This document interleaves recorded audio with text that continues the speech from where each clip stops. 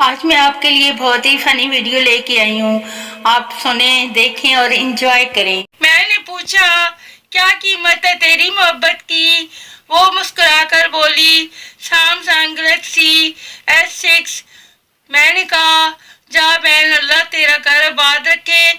हम खुद 11-12 नोकिया की बैटरी में कागज फंसा कर गुजारा कर रहे हैं।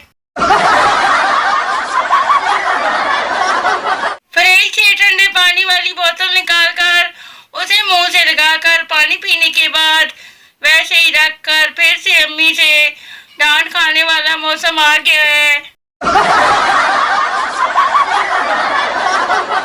शक्ल खिचड़ी जैसी और नखरे तुम्हारे बिरयानी जैसे। बाबा जी कहते हैं, ऐसे महबूब का इंतखाब करो जो तुम्हें यूं देखे जैसे तुम दुनिया का आखिरी अजूबा हो। कभी कभी मुझसे ऐसी चाय बन जाती है, शाहजहां पी लेता तो मेरे हाथ कटवा देता। लड़कियों की कदर किया करो पागलो, उनके तो बाल भी 3000 रुपए किलो बिकती हैं।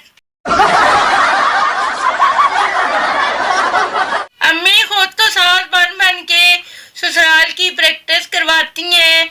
मैं जो बहू का रवैया अपनाऊं तो बाबा को बीच में ले आती हैं। हट जाओ, आज मेरा मूड बहुत खराब है।